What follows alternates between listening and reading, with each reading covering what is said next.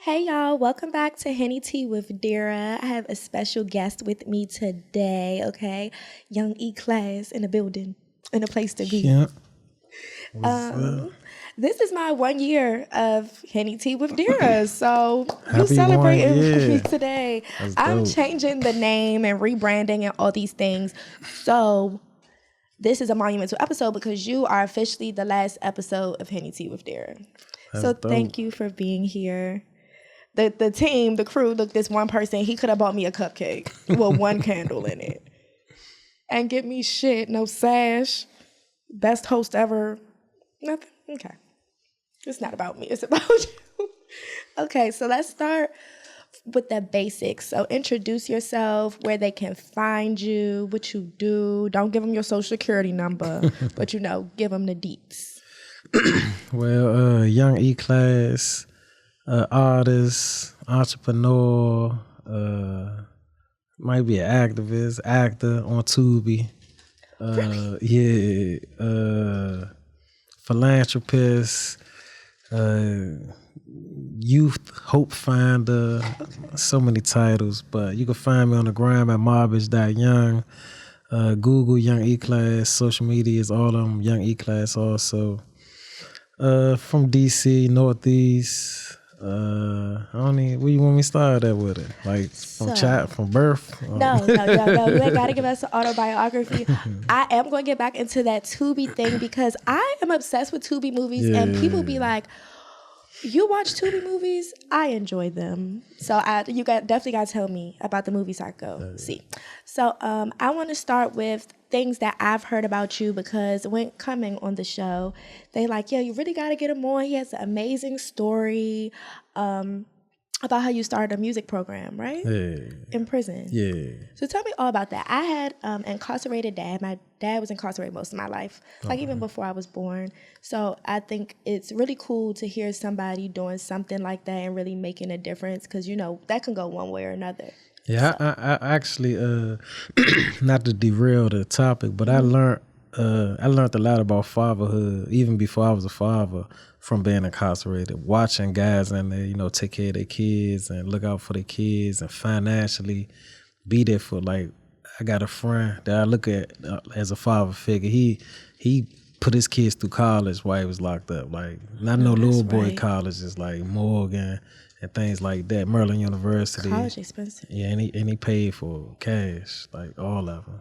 Wow. Yeah, so, and I was like, damn, these niggas in here taking care of their kids from in here. Mm-hmm. So I ain't no excuses on the street. So it had me thinking about like my father and shit. Mm-hmm. Like, what the fuck you know what I'm saying? But I went to prison when I was 15, caught a 40-year sentence. And I went in there as any young dude to go on there head on backwards. I was with all the mess. I had to because I was young, small, and they sent me to adult prison, max 2, when I was 16 when I went up the road.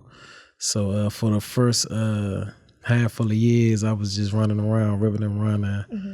Mm-hmm. Then it got to a point where as time started pushing on, younger dudes started coming in there. Because at first, for a long time, I was the youngest guy in the prison. Mm-hmm. And then next thing you know, it started becoming normal that young dudes was coming in there. So the older dudes was looking at me like, bruh, it's your turn because these youngers too wild. You got to holler at them. Because it's like, I was young, but I had a lot of time in already. Mm-hmm. So I was like in the middle between the young and the old guys. So, we love music. We love rap. They had a go-go group in there. Okay. But go-go started taking a fall towards like rap, because at first our area was all go-go. Yes. Then rap started jumping off with Slutty Boys, Wale, Light Show, Shaq Lizzy. So as that started happening, the transition started happening in prison also. Mm-hmm.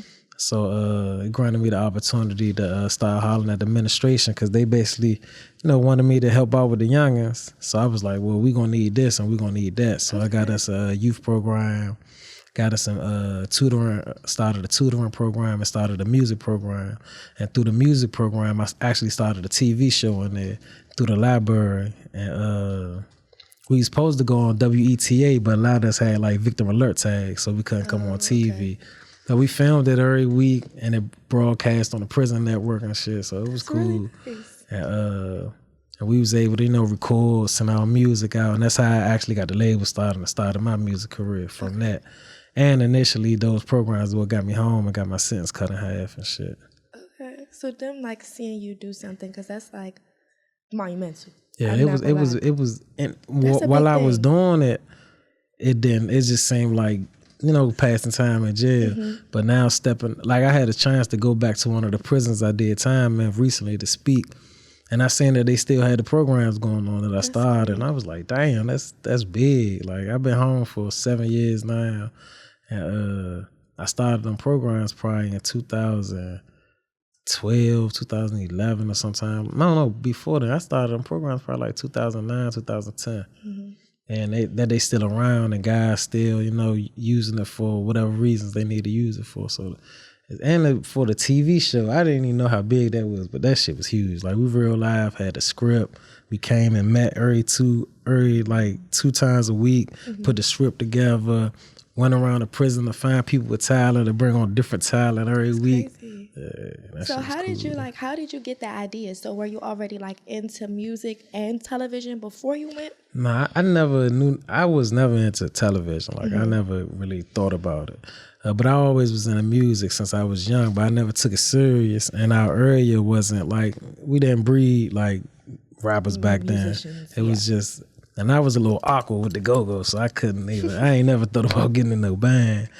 So once I got locked up and started seeing a change happen in the area, plus I was took away from the area and I was put around people from everywhere. Mm-hmm. So it helped like cultivate that music in me. And I was able to sit down with dudes that was signed, and they was teaching me how to really write bars and write songs and different things of that nature. So that and we needed that in there to be young and in prison. Like, you need something that's going of substance. Yeah, because we not like, it's different when you go to prison and you're an adult. You understand different things, but when you're a kid, like, you need more than just child time, male time, yard time, and shit mm-hmm. like that.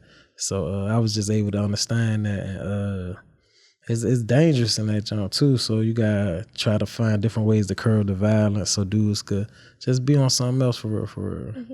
And the TV show came just because the librarian, she was really into what I had going on, but the administration was hating a little bit. So the librarian opened up the library for us to come down there and congregate. Mm-hmm. And while we was down there, she was like, yeah, I got cameras, I got this, I got that. And then she was saying what she got. I'm like, damn, we could record what we doing. Mm-hmm. And my mind is send it home. That's all I'm thinking about. But the whole time, as I'm putting it together, dude's like, damn, I know a dude that do this, or I know a dude that do that. And I'm like, damn, we should show the jail this shit so we could, so we had it where though you had to be like fraction free, you had to be in school, mm-hmm. like a lot of things you had to do. So it's requirements to participate. Yeah, so dudes basically stayed on a narrow path so they could come on the show and be a part of the show and shit. Look at you, shaking shit up. I love that. I really love that. That's really like so nice. Like I've heard you talk about it somewhere mm-hmm. else, but to hear you like really just like explain it, that's like really, really great. I hope that you're very proud of yourself. Yeah, I never sit here and tell. I don't never care about what people be talking about. Nah, good shit. No, that's man, it took a lot for me to understand what it was coming outside of it, saying it. But in it, we just doing it. I wasn't really doing it for nothing. I was just doing it because I love to do this shit. My niggas mm-hmm. love to do it, and to get us out the cell, and like it get me in a good position with the administration because I'm like, all right, I'm helping y'all get these youngins straight. Help me. Y'all need to, make sure we good and shit. But that shit, like I said, ultimately led me to getting home too. So, yeah, all that shit was highly important in my, my run through the prison system and shit. So how did you feel when you found out that like your sentence was getting like reduced? I don't even know, honestly. I was shocked. I was a little confused. I was a little nervous. I started thinking about like, soon as it happened, I started thinking about like rent and all that shit. I was like, damn, I gotta get paid bills, and my mind just went every motherfucker with. But I was happy though. I was happy, and because I was in a point in time where I accepted the fact that I might, die in prison and shit for real. Yeah. So it was a big mental culture shock for me. Okay. I think like with me, from like having a parent that's been in prison, like, or that was in prison for so long, both, right? People don't realize how much like that changes your mindset. So how was the transition to like coming from there to coming home? I always say I'm one of the lucky ones. I ain't come home how a lot of people come home. I ain't come home to like struggling and nothing, and like I came straight home rapping. Like the first day I was released, I went to the studio, recorded my first mixtape. By the next week, I got booked for a club, got booked for a show, got booked for Halloween, got booked, and then got booked the next month. The next thing I was on tour with Boosie, and I was on like, my shit was just like boom. I ain't really had no time to. I really last year just had my time of getting adjusted to life. I was like my 6th year home, but coming straight home for them first 5 years, it was run and gun. Like I came home lit as fuck. Is that because you was sending stuff home? Like people were hearing your music already? Yeah, I was sending. They had like mega uploads and the Napsters and all them stuff. So I was sending stuff home. It was doing all right. And plus, I already knew a lot of people. I always was a popular person. So dudes, keeping me alive out here. And once that cage opened up, it was all she wrote for real. That's inspiring. You ever think about writing a book? Yeah. I've been working on it and just thinking of the different angles to come with it. I was going to do one like 2 years ago. I'm glad I didn't, because I feel like I ain't want the book to only be about prison. Yeah. Because like I needed a little bit of time on this side to get it, so I could have a lot of juice to put in there from being on the streets. Okay. Yeah, from both sides. Yeah. I like have this secret obsession with like, I wouldn't say prison books. I've read Lord and Secrets. I've read like a couple of different books. Yeah. So yeah, I just think that you doing a book would be super, super cool. Okay, so I want to know your opinion on like what's going on out in the streets nowadays. Because you say, you was a little wild back then, but you reformed. and you've reformed people. So I feel like every day now when you get on Twitter, because, we have so many news outlets now. DC News now, Kilmo. News, yeah. I don't know about Kilmo. Kilmo, he from my hood, though. Kilmo, Oh, let me not talk about your friend. Nah, it's cool. He do what he do. Because Kilmo be like, that was my cousin. People don't even supposed to know who it is and shit. They do know who it is now because he got, like, exposed for something. Oh, they put him out there? Yeah. I ain't know. Damn. It wasn't a good expose, but we ain't gonna bring that up. But he always be like, yeah, that was my cousin. That was this, that was that. I'm like, damn, not you know everybody that you be making news about. But just like, I feel like it's like at least 7 homicides a day, like 7 robberies a day. So what's something that you feel like? 70 robberies. Yeah. I be telling them, if y'all want to take my Hyundai, you ain't got to punch me or nothing. We can make it look sweet for the camera, so when the insurance people come, they give me a whole new car. Yeah. But you don't even got to do all that to me, like the shooting and stuff like that. But what do you think that, like, is the difference now? Like, do you think that there's fewer, like, programs and, like, things for kids to be interested in? Because, like, I feel like it's never been this bad, but then there's people who be on Twitter like it's always been this bad. It just wasn't social media. So what's your opinion? Man, it's times it was worse, but it was just controlled. So you got worse in the way of whom it affected. So it's times it was worse, whereas though the murder rate was way higher than it is, but it only affected people that was involved in the streets. Now it's just everybody. It affects people that don't got shit to do with the streets and shit. And that's the hurtful part of it. The kids, the women, the people that's not involved in the streets. But one of the biggest difference to me is a million and one answers, but one of the biggest difference to me is the fact that like the system itself is paying for that mass incarceration. So whereas though you was locking up 10 and 20 dudes from one neighborhood on crack bills and them conspiracy laws that they passed, you wipe all them out of the neighborhood. Now you got these young niggas, they was like 9, 8, 7, 8, 9 when they got locked up. Now it's their time to come outside. They like 11, 12, and they don't got no guidance. No, so all they know is like, I know we used to beef with them. They know they big homie probably got money, but you don't really see how a nigga get money. You see niggas pull up in cars and have shit, but you don't see how they got that money. And just like with women, you don't see how they met that female, or you don't see how, you know what I'm saying? So how it got there, only thing you actually do see is the violence. You see niggas shooting out, you see niggas get killed, you see the beefs that's going on. So they're really going off of just their memory. And like me, for example, I was fortunate enough to be raised by the dudes that's supposed to raise me on the streets. They just raised me in prison. So that's what changed me. You know what I'm saying? So like that mass incarceration showing that like it fucked us back then by taking the men away, and now it's fucking us again because some of them men is coming home, but the youngest they gone. They don't care. They can't care. They don't even know how to care. There's no hope. They and like we living in a time where as though they heroes die every day. Like for us growing up, I don't know how old you is, but like I'm 27. You 27? Man, it was a time for a long time that the only biggest rapper that died was Biggie and Tupac. That was it.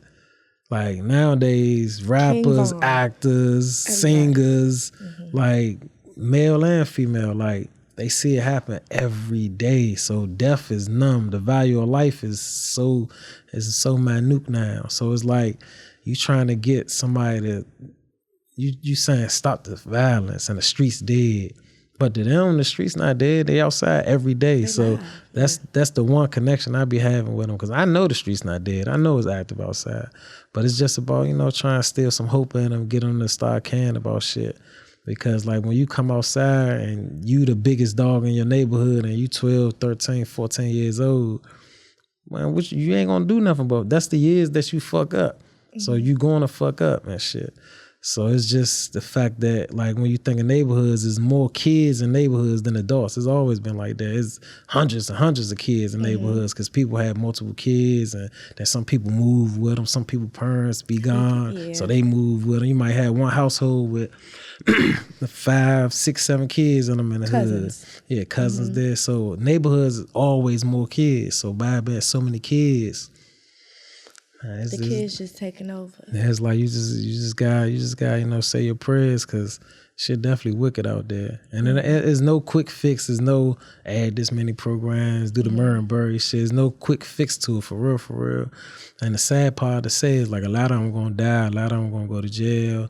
And it sounds heartless to say it, but that's what's gonna happen. Like it's like if you put something in the jungle that's not used to the jungle, it's not gonna make it without help. You feel what I'm saying? So like a lot of dudes gonna die, a lot of dudes gonna go to jail, and like the only way like we really gonna see any like change is gonna be like it's gonna have to be like a dramatic like boom, like something gonna really have to shake the foundation. But other than they're that, not scared enough. No, I ain't talking about from people. I'm talking about from them. Like they like shit could shake the foundation that make everybody like, because in the 80s it happened. Like you gotta think like 88, 89, and 1990, the murder rate was pushing 400 and plus. I was not alive then. But man, the history there, you could like read it and shit. Like I was born 88 and shit, you feel?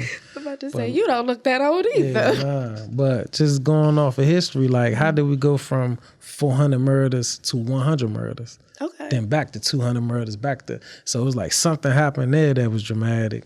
What's going on? You feel me? It's just some definitely gonna have to shake, but it's not even the sad shit is it's not even their fault. Like it's not even their fault why they like that. It's more so like environment, and it's also social media. Like people don't believe it when I say this, but when people see other people living some type of way, and then like you're emphasizing that, oh, they're 21. And they got this money, they driving this, they got chains. That add a lot of pressure. Yeah, add a lot. Like I couldn't imagine going to middle school or high school, because I remember a time before I could get Jordans and shit, how I felt to go to school, and I had. Oh, they got Balenciaga. Yeah, I can't even imagine nowadays how it is, like with the pressure of social media and trying just, even if you're not a kid that's in the street, even if you just trying to do your, if you just a regular kid, but that pressure still be there and shit, because you still want to be, cool. You still want to fit in and have friends and shit. So I was a person who got bullied for having shit in school because it wasn't cool back then. So like, that's big. But when I say that to people, they be like, people don't get bullied for having stuff, and I'm like, no. When you're the minority of having something, and everybody else is like a little bit more urban and like that, but you're like the girl that grew up in a glass house. They like, we don't like her. We want to beat her up and take her shit. Yeah, I remember like before the slim and skinny clothes. I remember it was dudes that dressed like that. And how we used to treat them and how we used to look at them. Exactly. Yeah. I remember the first dude I ever seen like wear like designer, and we was wearing all day Saab, and the dude had on some designer. We didn't even understand it. We like, we like. He said I didn't understand. Because only certain type of people really wore that, and or like you'll see like your mother or something, man. And you see somebody come through with some Gucci on, you like. You can't even pronounce polo. it. You be like, this nigga. You like Gucci. What the fuck you got on? No, it's this video of the Detroit rappers. I love the Detroit rappers. Yeah, I fuck with Detroit rappers. He was reading a Balenciaga, and he was like, it's a Balenciaga. Whatever you young niggas say. Like, nobody got time for that. Yeah. And I just think it's just so funny how like, history does repeat itself, but times also change. Yeah, it come because then when you go like back in the day, like dudes used to wear like super skinny Jones, like or like MC with bell bottoms and all. Yeah, so it's all just it seems like even with the streets right now, how we just calling. It's like we calling for Batman or Superman to come, but it's times like it was like 70s, 80s. Like it's just, I don't know. They said they about to open up an apartment complex in Waldorf, Maryland. They said they about to turn Waldorf out next. Yeah, because Section 8 is becoming like in these areas, like the neighborhood across there and stuff is Section 8. And wherever you got poverty is gonna be crime. Yeah, like, I always say that. Yeah, or like where facts. you tearing down the poverty, but like them people can't really relocate. Yeah. Like they don't got no other choice. Child, good luck to the city, baby. That's why I be inside. Because one thing for sure, two things for certain. I'm a punk. Like, I stand out there with a bitch. But if somebody come up on me, I'll be like, you can have this, you can have that, girl. You want my bun because it's fake, girl. You can have it. You can take it. Okay. I definitely want to speak on, like, what you have going forward. Okay? I gotta get into some of your music. I really do. Yeah. But you have a new single, and it's called Dirty Money. Y'all, he was trying to argue with me about whether Diddy and them was Dirty Money or Dirty Laundry. I said, no, that's Kelly Rowland, but for real, that's Black Ali. Yeah. But tell us about Dirty Money and like where you got the inspiration to do that song. Yeah. Or where you get inspiration from in general? I'm sorry. Man, it be momentary and environmental. Might get social media, Twitter, might read something, but like when I listen to the beat, it'll pull whatever out. It's more so like emotional touches, like however I feel, whatever I feel. I just like to put the magnifying glasses on it. Like with Dirty Money, that joint was basically came about from like, you know, people count your pockets, people see you living a certain way, having certain things, and they like, well, you ain't this yet, or you ain't Drake, or you ain't this, and they just, you know, worried about all the wrong things instead of just like, you know, loving the grind, loving the process or whatever. Mm-hmm. And that's why I was like, man, it's money on the table, count it up and shit. I feel that. Y'all look rock on Dirty Money. I play too much. But so do you write, or you kind of like just go in there and do your thing? Yeah, both. I write. It depends on the time, how much time I got in the studio, or how smoked out the studio is, because I don't smoke. And sometimes niggas be up in that motherfucker hot box, and that shit be me up in that motherfucker loopy as a motherfucker. So I go in the booth and just lock in and just go with the flow, punching in and out and shit like that. But I love to write though. Like writing is that's my thing. I love to write. Okay. You know what? This may be my favorite rapper interview. We're not going to deem you to just a rapper because you're many things, but I'm just saying because he don't smoke. They come in here like, can I smoke? Do you see this nice establishment? Does it smell like weed in here? Why are you asking me that? And then when I say, oh no, you can smoke outside though. Then they come in here, eyes low, just looking at me like I'm slow. Yeah, facts. Like, excuse me. Hello, knock, knock. Yeah, it's like that shit go hand in hand, like smoking and rapping for real. I mean, it like enhance your rapping from what I heard. I don't know. You don't want the drinks either. Yeah, I don't pop no pills. I don't do none of that shit. Just high off life. I guess that's it. That's good though. That's very level-headed. Even with the prison shit, some niggas went through their whole bit high.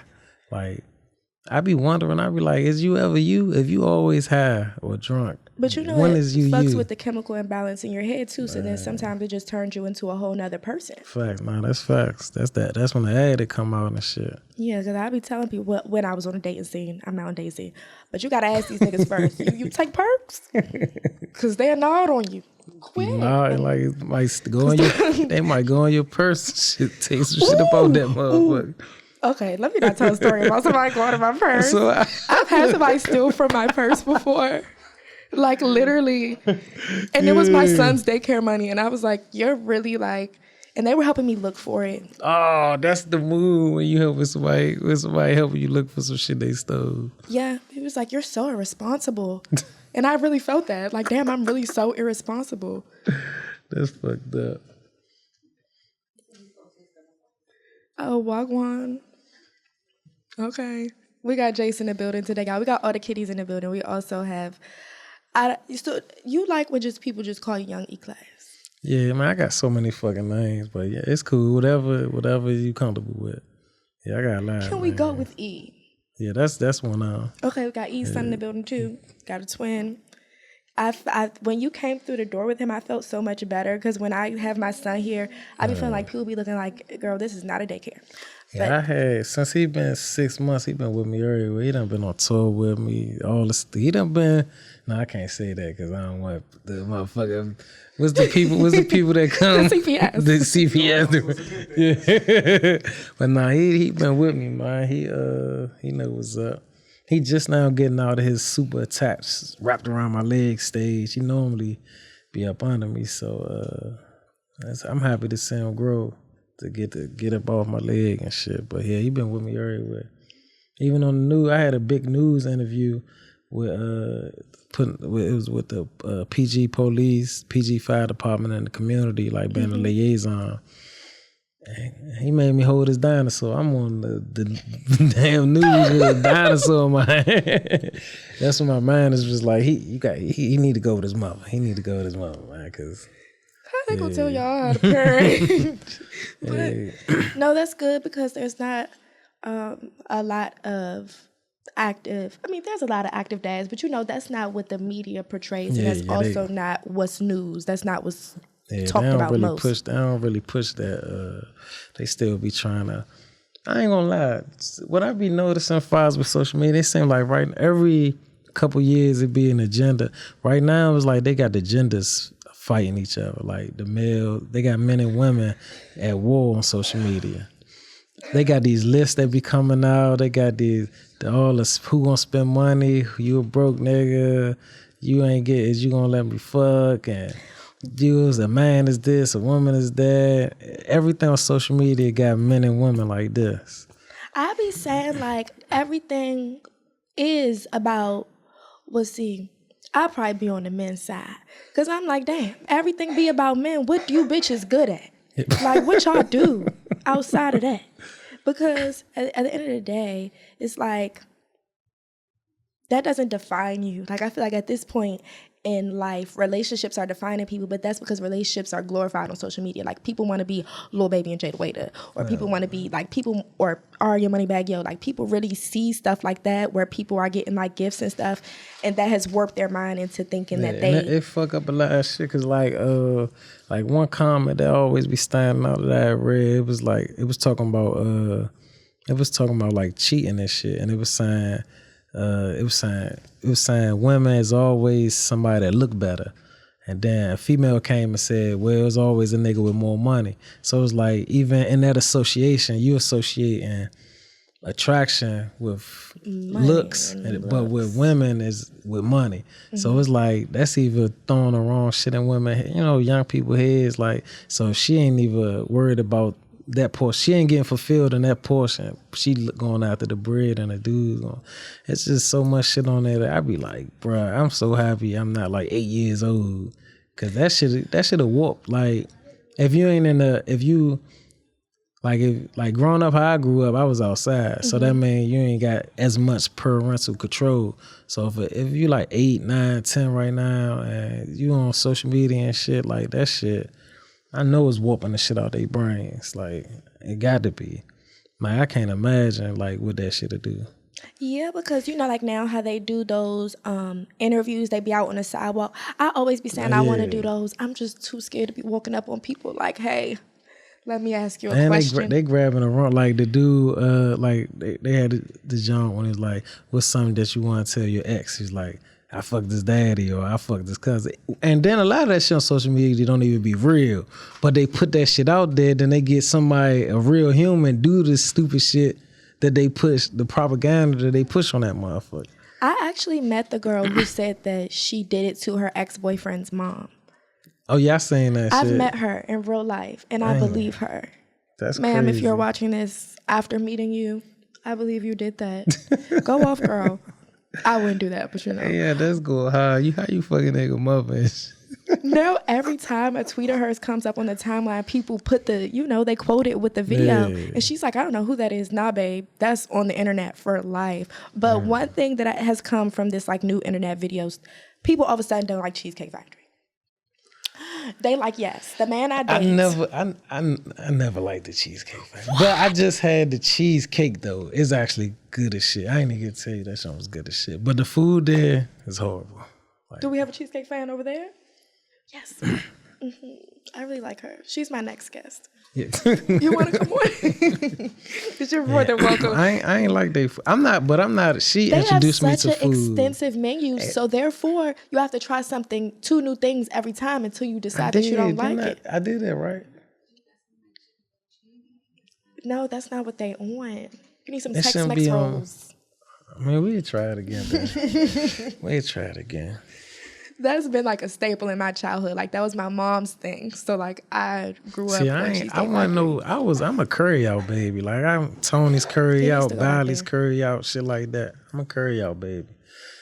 I am not. I saw one video of them cooking rats in the curry out, and now I can't eat it ever again. I don't know where it came from, which state, city, which curry out. And then when Wasim got closed down, it gotta be our shit, cause like other cities don't got no curry outs like us. Like. They don't. They have Chinese food places. Yeah, but we talking about curry out. We talking about Tony's, Rainbows, Eddie's. They don't got that. I can't get down with it. Because I'm telling you, if I bite into a chicken wing, and it's not a chicken wing. But you don't know what you be eating, though, for real. I try not to watch them videos. That's why I don't even be like watching that shit. Even cooking, man, all this shit lab grown, all this seedless fruit. How the fuck you make a seedless fruit? Like, that don't even fucking make sense. I grew up in North Carolina for like 2 years, so like I'm super big on like eating fresh stuff. Yeah, I could. I that's all farm out there. Yeah, that should be. And that fresh shit tastes good. When I was locked up, some of the COs used to bring in shit they used to catch, like deer. So I'm like, I ain't never eat no deer, but I understand it though. When you kill and prepare your own food, you know what's in it. You know it's not bullshit and shit. So I understand. That shit was good. I had some deer jerky and all that shit. That shit was good. Deer is just giving. Why would you bring Bambi in the house and sit it on the table and be like, bon appetit? That is crazy. If you've been watching lately, you know we've been keeping it juicy in the stew with the Keep It Player cards. Y'all, I haven't even bust open my girls' night one. I'm gonna have my friends on here and do that. But please get this card game, y'all. I know we on the Carisha pleases and stuff like that, but this is a great drinking game. So many diverse questions and so much fucking fun. Like, I wouldn't even lie to you. So if you want to get Keep It Player, go to their website.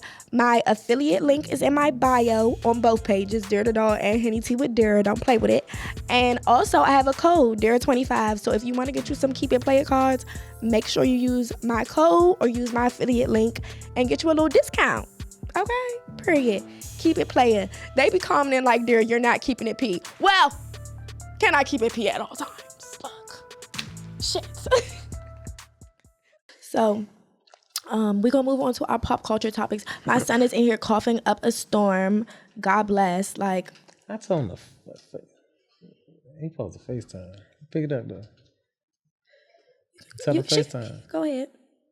You said FaceTime. Can you FaceTime? Oh, wow. He probably like, oh, who the fuck is this? No, can I tell y'all a funny story? So the other day, PG correctional calls. So I'm thinking it's my boyfriend. I'm in a panic. I'm like, oh shit.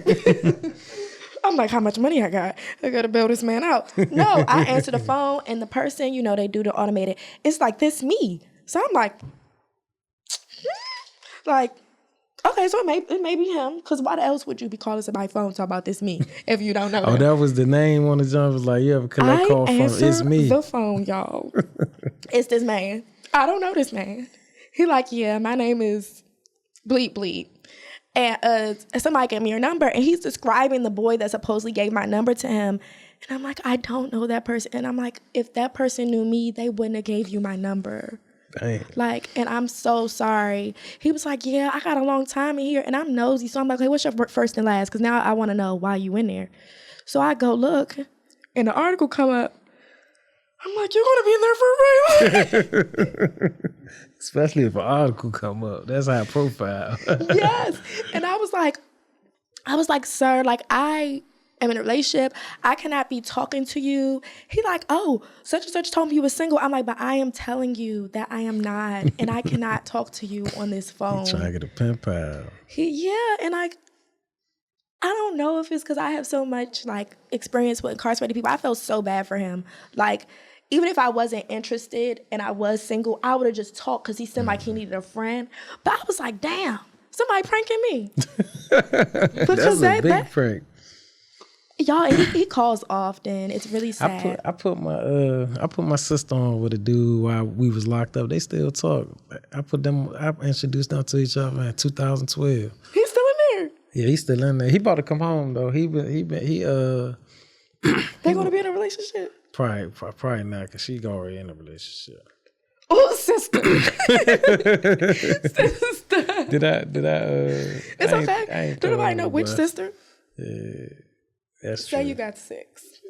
Give him even choice. Nah, he knows what's up though. She keep it 100 with everybody and shit. No, that's good. Yeah, I be feeling like people need companions. I just cannot be that companion. Because, yeah, I was like, I'm not going to lie. I had a full conversation with the man the first time he called. Because at that point, I'm not going to hang up in your ear. Like, sure. Oh, he called He called multiple times. And I didn't answer the rest of the times because, like, I'm not going to give you false hope, right? So, child. You should have called somebody on 3-way. You should have found somebody's phone and shit. Found a friend phone. I'm probably the most receptive he would have got over the phone over this way. I'm not going to lie to you. My friends, them girls ain't nothing nice. They would have been like, what? Who? And I would have been like, I mean, he's a nice guy. Don't mind the article. Yeah, the article would have scared somebody who like wasn't me. Like the article definitely would have had somebody like, "What do you mean? Like I'm not gonna talk to you." Prison scare people because I went in young, right? So when I first got on the road, I got a cell phone and shit. So mind you, I'm still 16 and shit. So the girls I'm talking to is 15 and 16. We all in the same age, right? So it's 3:00 in the morning. I'm calling everybody's phone. Nobody picking up, but I'm forgetting they still in the world and shit. Like, so that morning I woke up, my man banging on my wall. Don't. He put the mirror out like, bruh, man, who you call? You guys, people calling my phone talking about they gonna call the police and shit. So I'm like, what?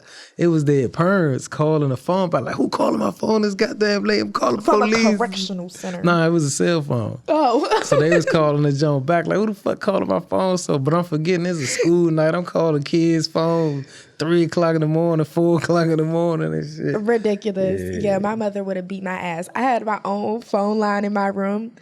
But you know, it still kind of connect to your parents. Like they could click over on the other line. I used to be up on the phone 3:00 in the morning. Talking about shit I had no business. Yeah, she used to click in. I used to be so embarrassed. I used to be on that phone all day. They be like, I gotta go to school. I'm like, damn. Used to be on that motherfucker mad as shit.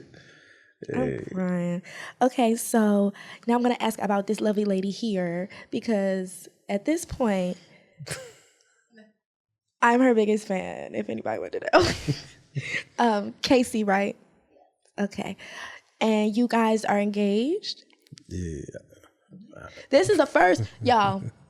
This is the first engaged person I ever had on my show. I always be telling people, y'all's not having enough weddings, too many babies. Okay, so how did you propose? If you wanted to tell the story. Oh yeah, it was a slick junk. On our year anniversary, talked to her family and her friends and shit. Had it all set up. We went to the first place we went on a date at. Took her there. How I go down? What I said, use the bathroom or something?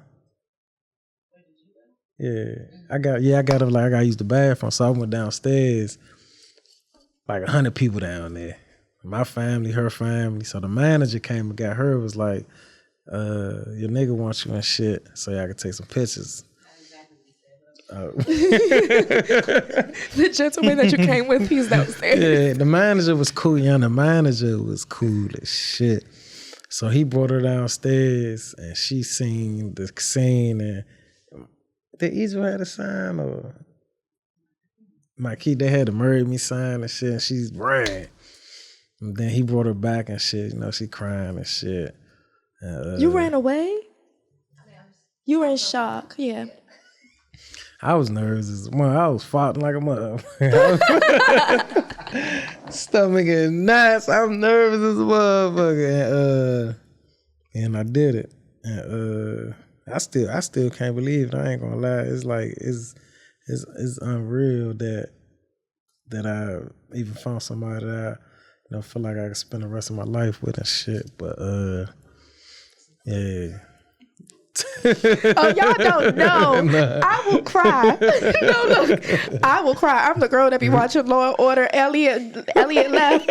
I was in shambles. Listen, don't get me attached to a good love story now. So, can I ask how you knew you wanted to get married? Because you said a year anniversary. Listen, I be preaching if they want to, they will on this show, ladies. You heard it here first. Yeah, like I told her the other day, I was like thoughts are popping in my head and I was just sharing with her and shit. It's like, when you see, I don't want to say this and just feel like I'm throwing shade at people and shit. But it's like, when you with somebody, you'll be like, oh yeah, I can't be with them. Like, but you could cool with them. You could kick it. You could do the, roll in the hay or whatever the fuck they call it.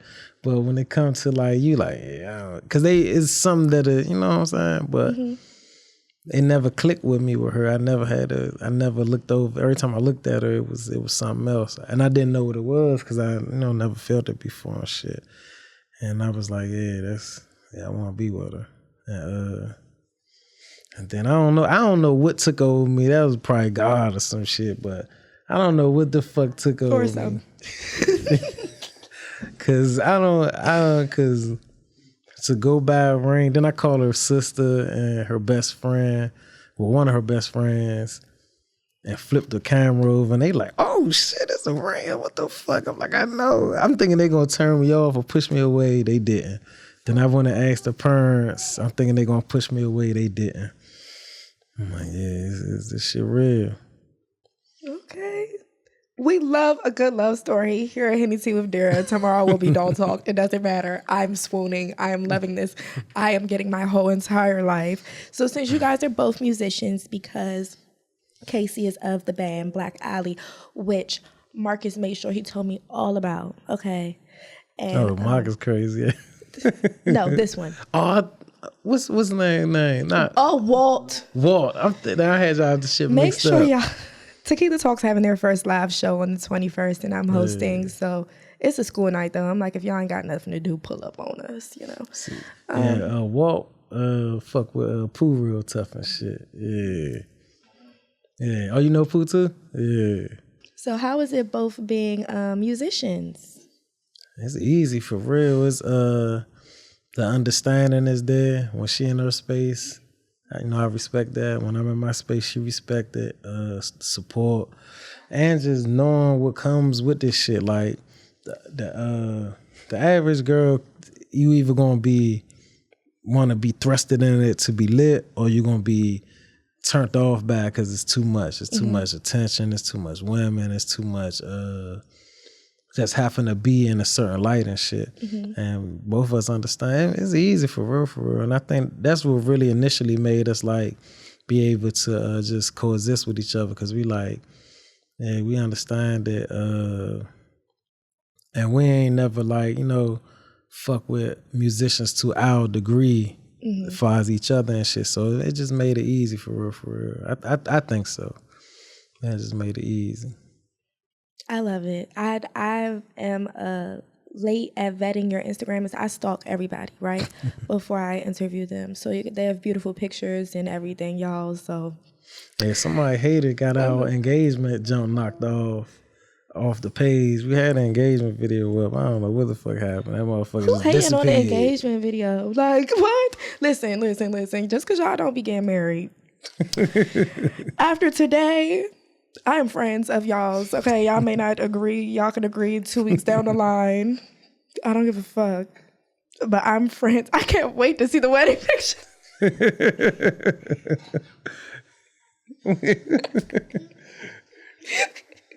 No, I can't. I just can't wait to hear more about it. So, what is your views on marriage in like this day and age? Because people always say that people aren't getting married. I say people, me. I say that people ain't getting married, but I don't know. I just feel like we were just talking about views in dating, because everything on social media is like men and women and money and stuff like that. So how do you keep like that away from your union? Man, cause she ain't like that. So off the break, cause I wasn't no dater for real. I wasn't like really into like dating and shit. And like she ain't like she's a real person and shit. So when you just be real, a lot of that shit you ain't really concerned about. And it shows as soon as you meet somebody. As soon as you meet somebody, like the things that they show interest in, the things that they do, the things that they ask for, the things that they care about, the things that they question, the things that they mention, like you could tell, what somebody about and shit.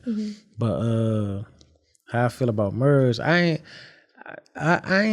never really had no feelings about marriage. I just knew I wasn't gonna get married. I just was like, I'm not getting married. That shit is like prison. That's how I looked at it. Like I was like, fuck that. I ain't going back to jail. And it's just because I didn't understand the foundational aspect of it. Like I just looked at, because all the marriages you see on TV, I ain't really know too much. My mother, she was married like 3 times and shit, but I know that's right, girl. Yeah, she was on some shit like we gonna find some love out this motherfucker one way or another.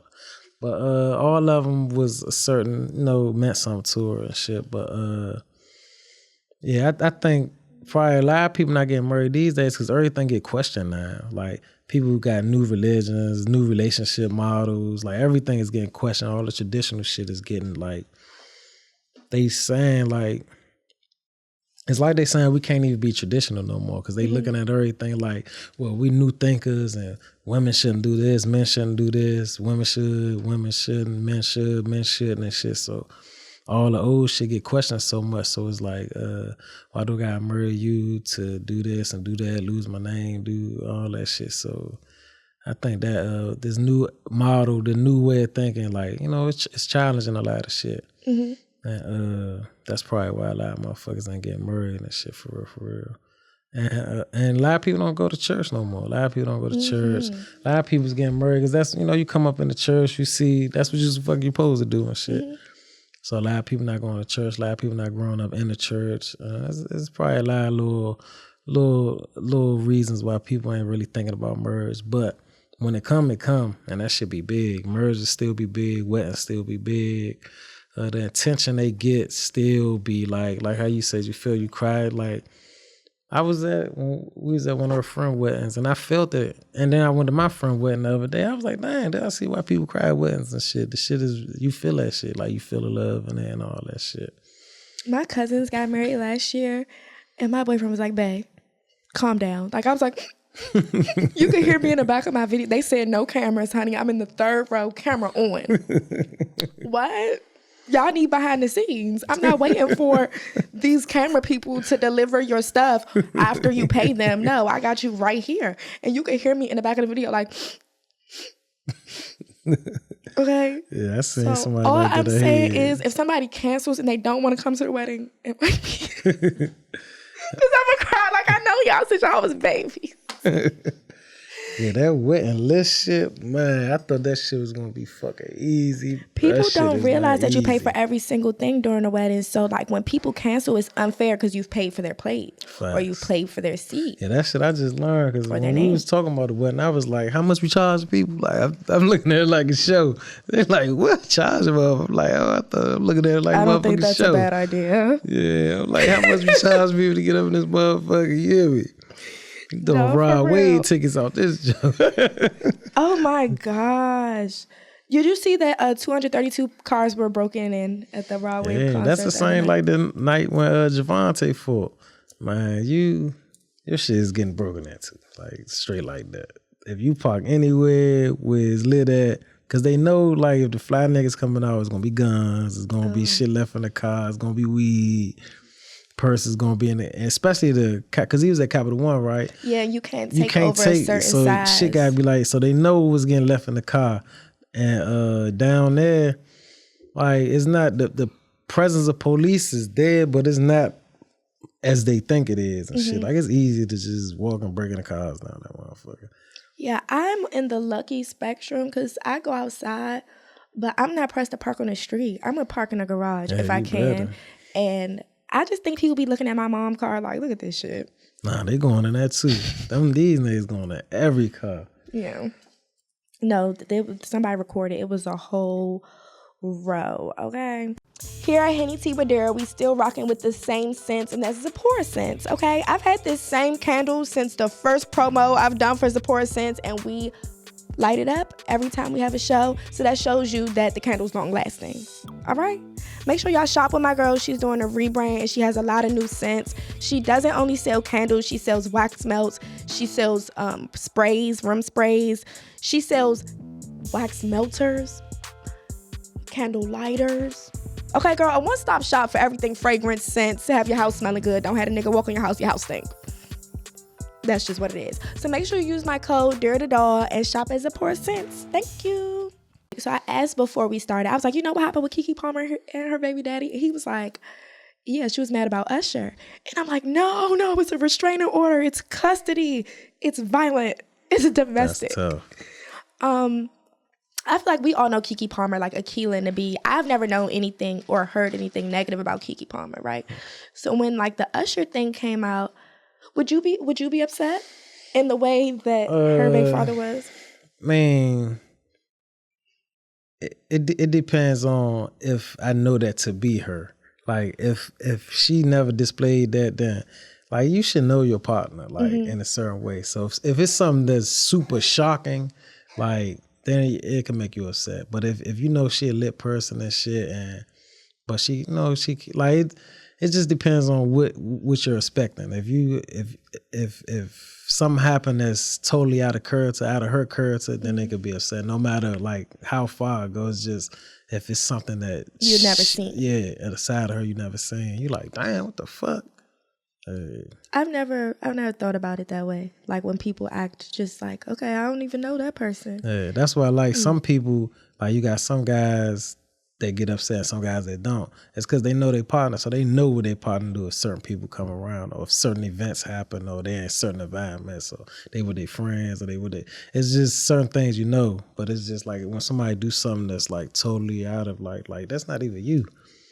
And then they might got stand on it. Now it's like, all right, fuck it, I did it. Now you got curry. So it's all about the expectations and shit. Very eloquently said. Because I just was going on to say, don't date men lighter than a certain color. But I feel like in my relationship, because like I do this, like my boyfriend always says like, you're just you. And like if I wasn't comfortable with you being you, I just wouldn't be able to be with you. Because like, of course, I got to sit down with multiple people. I dress a certain way. Like, so I do agree with what you said. Because even like the outfit, he was like, you're a mom and you're out there in that outfit. And I don't know if she dressed sexy or not. I mean, she's been looking cute since she had this baby. That baby did her good. But it just seemed like, I don't know. So then this stuff comes out about he's been in the house like abusing her, right? So she went and filed a restraining order in full custody of the son. And then she kind of turned in some videos from the house footage. And it seems as if they're fighting over a phone. But he's being violent, like choking her and pushing her on the steps and pushing her over the couch. And she has bruises and stuff like that. And like their parents are arguing. Kiki's mom's threatening to shoot the man. And like his mom is like threatening her back. Yeah, that's like as soon as you talk about the physical aspect of it, like all niggas is out the argument of the fight. It's like you on your own with that one. Like the nigga committee can't even really back you up on that shit for real. Yeah, I think I saw today that somebody had posted like he had scratches and stuff. And one thing I noticed is like when something comes out like about on a woman's side that like y'all don't know Keke Palmer baby daddy. No, nobody knows him. He's stay at home. Man, I understand just from my mother, like, cause I grew up and seeing my mother get her teeth knocked out and all that shit. And like when I was younger, like I hated niggas for that type of shit. But when I got older and seeing, how my mother was, I was like, you be fighting niggas. Like, I understand fights. Not saying it's not right on either end, but I understand fights and when you got alcohol involved and drugs and different shit. So it's like, I understand two people fighting. But that's different than like abuse. Abuse is something that's like totally different than someone standing up for themselves. Like when you abuse somebody, you doing something to them mentally. You putting them in a place where as though they just turning them back to a child for real. So it's like cause say for instance, like the female could be big as shit, strong as shit, but if she's getting abused, none of that shit don't matter. She gonna be this big, and it'll be like, damn, how you let this little ass nigga abuse you and shit? But it's cause it's abuse. That shit, the physical, the mental aspect of it is different than just a fight and shit.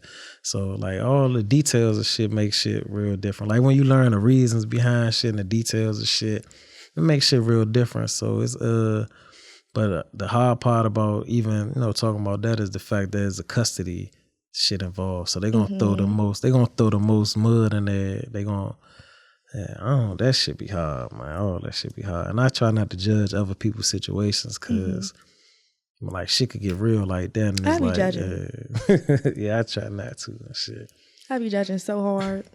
I be like, Hey, cause when you be faced with situations, you be like, you never know what you'll say do. Shit like I never, whatever. And shit happened, and boom, you in that shit. So that shit tough though, man. All that shit tough, man. You can learn from it though. Outside looking in, you can really learn from it and utilize some of those tools to help in whatever life situations you have, or to teach the kids. But That should be sad. Honestly, social media has taught me a lot about abuse, like things that I didn't know, like gaslighting and emotional abuse and verbal abuse and stuff like that. Like, I fought really hard for custody of my son. Like, I fought hard. Not because I didn't want his dad to have custody of him, but he was just at a point in his life and doing certain things that, like, I just didn't fuck with. But, like, I wasn't perfect either. Like, I was a young mom. I smoked weed. Like, you get what I'm saying? Like, things that, like, somebody would take against a judge and be like, she's unfit. Right? So I didn't have CPS coming up in my mother's house, and I don't know if y'all can tell about this office. My mother is the queen, okay? So we had a nice house, CPS coming in the house looking like, well, the baby did better than me. What we here for? You get what I'm saying? But, like, I have been there. So, like, I guess when I see it on the internet and I see, like, people discrediting her and stuff like that, I'm like, damn, people would do anything to discredit a woman when she's going through something like that, I guess. Yeah, man, that's the same on both ends, for real. Cause, but we don't know that, man. That's just Keke Palmer, baby daddy. He ain't nobody. Yeah, but we don't know Keke Palmer. We know the act. Right. We know the role she played and shit. We don't know if Keke Palmer was right about Trey Songz too, though. But you know what's crazy? We can't talk about Trey Songz. Slim is. But no, that's like the shit. Like the weirdest situation. Every situation I ever seen that came with men and women. Go in it, like, it's automatically, like, everybody. Majority of women, but a lot of women and men get on the female side, like with Keke Palmer. But when that Rihanna shit happened, everybody was on Chris Brown's side. And I was in jail. I was like, damn. And they still are to this day. Why is that? Like, what is that about? Because he light as shit. No, but genuinely because he's Chris Brown. And because his fan base is filled with, like, young girls. And, like, it's unfortunate, but young girls don't know no better. And especially when you don't have positive influences, like, a young girl's life could go so far left off of, like, being obsessed with, like, a certain artist or, like, a certain image. Like, sometimes it really be puzzling to me that certain people have fans. Like, I don't know if y'all know who E. Kane is on TikTok. What about that other girl? Damn, not Super Scent. The girl who she's always on TikTok Live. She's always on TikTok Live, and she had her friend who, like, has special needs living with her. I can't explain it, but, like, people are fans of her too. So people just will be fans of, like, completely toxic stuff because they don't have good influences. Yeah, that's true. So that's just that. Yeah, because they came in like Ray. They was just like, Rihanna did this, Rihanna did that. Like, but Rihanna always stood on some. I was fighting him, and we was fighting. But he also has, like, nobody pays attention to what the neighbor was saying about Karrueche. Like, Karrueche was like, the neighbor was on Twitter, like, she had heard Karrueche all hours of the night screaming like bloody murder. Like, you know, she was his neighbor, and she was saying, like, the abuse didn't stop at Rihanna, but because everybody think Rihanna was doing edgy shit, S&M and stuff like that. They're like, okay, she's a bad girl. Nobody cares about it, but people don't care when people with less fame, or even, like, just him beating people up in the streets. Like, he just be messing with people. That motherfucker coke. He was finna beat Tiana Taylor at the Usher's birthday party about nothing. She might whip him. She liable to whoop him. Tiana Taylor, I put my money on her. She might beat his ass. Tiana Taylor disappointed me this year because you could have told us you and that man wasn't together, girl, and wrote it off. Oh, they gave a press conference for that motherfucker break up. But that's because they're so, you know, when you're a goal of something, that's what you got to do. They got kids together, don't they? They got 2 girls. So we went through Keke Palmer and her baby daddy. Okay, and this is my last thing. I really want everybody's opinion on this because this came up on Twitter, and you was like, you be on Twitter and you like to read the comments. Yeah, facts. So this girl put this full story on Twitter about how she went to Texas with a coworker who, like, had been on her line for a while, but he didn't have enough money. Okay. So I'm just going to read her thread, I guess. So she says, so y'all, I've been knowing this N-word since March, and I never gave him a chance nor took him serious because 1, he works at my job. 2, I just really viewed him as a hoe. So literally up until September, I did not give him an actual chance. So we started planning the trip in the beginning of September. Now, mind you, he asked me to go out of town. I didn't bring it to his attention, none of that. So at this point, I'm like, let me finally see what's up with him and give him a chance. She said the first red flag was they were booking it, and he had a flip phone, so he was giving her the money in increments for her to put on her card and then pay for it. So she said they finally booked it. It's getting closer to the trip dates. He had bought like 3 pair of shorts, so she went ahead and packed them in her bag. So she says when she went to get him for the airport, he had no bag. Like he's just going with the shorts in her bag. Okay? So she says they get there. The plane lands in Houston. They need a rental. He's like, okay, he waiting for the money to load on his card, but it's one of those debit cards you get from the job, and you know, rental places don't really take debit unless it's like a little bootleg. So she ended up having to pay for the rental car. They get to the Airbnb, but he wanted to grab some weed in a bottle. So he went and got the money off the card. She says it was $1,200. The first 2 days were cool. He went to Family Dollar, got the stuff that he didn't pack. So it gets to the third day, and she's trying to do like some more activities. He's basically like, I only got $37 left on the card, and what's on the dresser? She said it was like $11 on the dresser. So she says, so at this point, they take a shot to the liquor. She waiting for him to fall asleep. She got another little friend in Houston, right? So she didn't let this man take her out there. She know a man there. The man goes to sleep after the shots. Apparently, men get sleepy after liquor. I wouldn't know. My man don't drink. So I don't know. She said he finally goes to sleep. She links with the man. They taking shots. She sleeps with this man. She goes out of town with this one man. She gets him drunk, makes him fall asleep, goes out with another man, and is like out all night. She spent a whole night out on this trip. So the man is like texting her, making sure she's okay. Like, I thought we were better than that. You playing it crazy, blah, blah, blah. So she comes back. She's like, trying not to seem disrespectful about it, but she's not honest, which if you're two people who are not really involved, you could just be honest. He's like asking where she was and stuff. She says she ignored him. They went to brunch. He didn't get any food because he was out of money, and she got some bomb pictures. I'm going to show you the pictures for context. This is this young lady. Not the judge looks. Oh, I was judging. Hard. What?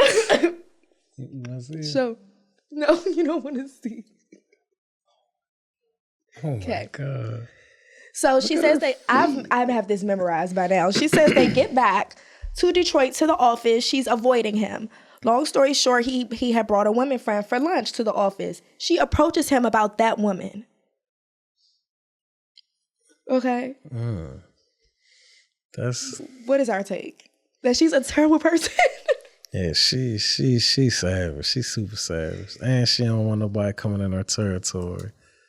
Cause that's super savage. And I go back to what I said. You learn people when you first meet them. She already knew what he was about, what he was on. She explained everything. Mm-hmm. She had a flip phone. But she knew what she was going for. She was going to meet that nigga out there. She knew. But what why the fuck he couldn't have flew her out there? Cause she fuck with them kind of dudes. So she got there how she got there and shit. When they say I'm not a girl's girl, cause some girls just be off. Yeah, that's why I'm at with it. Cause this is like a 12 paragraph thread on Twitter. And she mad that the people was eating the pictures of her up. Yeah, girl, you shouldn't have shared that. She ain't post his picture? No, and I'm like, I want to see what the young man looks like. Like, I hope that somebody is loving him. Because you could have treated him to brunch on the last day after you left him in the house and did all that. Yeah, she could have just told him, I went out. You went to sleep, I went out. She stayed out a whole 24 hours. Damn, a whole day? Yeah. She was gone I definitely would have left. From 2 p.m. to like 12 p.m. the next day. Yeah, I'd have went home. She'd have been I would have canceled her flight. I would have everything. She would have been upset. That's why God didn't make me a man. Because that's tough right there. You always be thinking y'all be getting over. No. She come back smelling like condoms and some more shit. She said she went straight to the bathroom. You can't rub that shit off in no hours. That's just Condoms nasty. stay for a minute. That's just nasty. Nah, I don't know about that.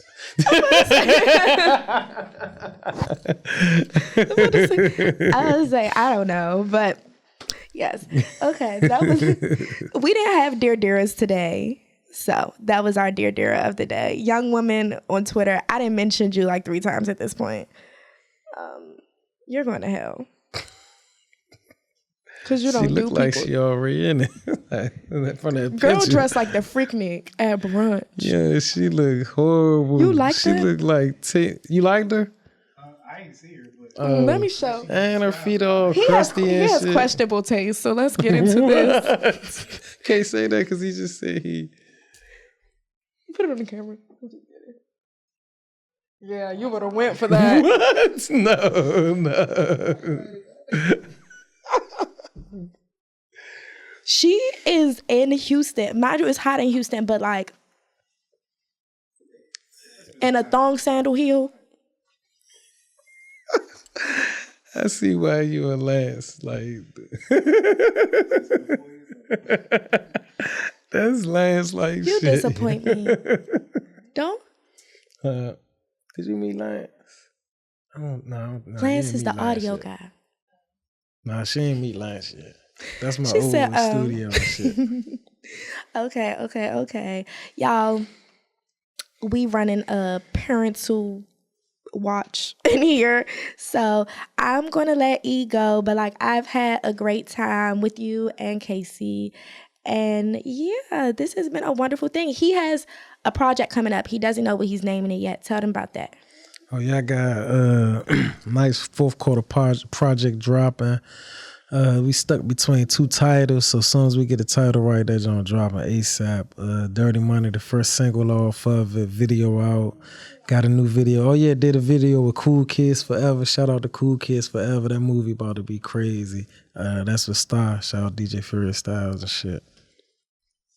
Okay. You want me to keep shouting out? Free Whack, Free Maintain, Free Black, Free Lil Homie.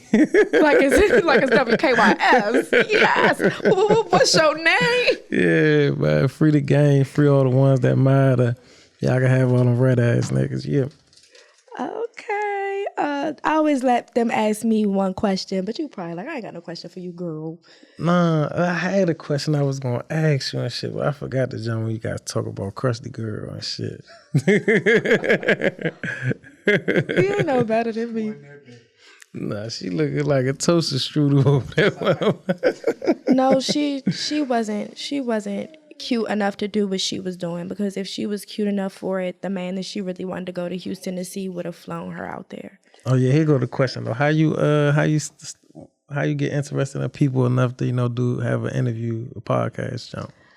So during the pandemic, I used to do these lives in my basement, just celebrity gossip lives. Like I used to tell stories. I used to tell people's story from the beginning. So like if you thought Ariana Fletcher butt was real, I was showing you her butt in high school. It was not. But like just like my brother works for the Neighborhood Talk. So celebrity gossip has like that's always. Your brother? He's not my brother, not the owner. That's my brother's best friend, Kyle, but my brother writes on the page. Okay. And so I guess I was inspired by that. But then I started to do TikTok, and I took like this weird interest in like Zeus Network. So I do recaps. Okay. If you ever scroll down my I know Instagram, a few motherfuckers from Zeus. if you hear my loud voice on Instagram, it's me recapping shows and eating those young ladies up. And I do it for a living, and I enjoy it. And then I was doing a podcast with a friend, and it didn't exactly work out. Marcus was doing that podcast too. And then my recaps had got so reputable that the people from Zeus start DMing me and just like interacting with me. So I called Marcus up a year ago, and I was like, hey, I want to interview Cash from Bobby I Love You Per next week. tomorrow. Yeah, let's get on that. So I came out with a bang because I try to stay on the story at the time. I came out with a bang, and we had a couple of Zeus interviews, and then we start doing people from here. And then Razor, who's my friend, she was on Baddies West. And my girl skyrocketed me. We did like our own reunion because she didn't go to the reunion. So now I'm just at this point where anybody can come. Everybody come sit down. And shout out to 1 year. Okay, you got to sound off. Hey, what the fuck is that? It means like, what you gonna say before you leave? Yeah, mine's Big Mob, Young E-Class, man, free the guys, long live the guys. Appreciate you having me. 1 year, that's a long time too, so keep that shit up. Thank you. And I guess today, we're out.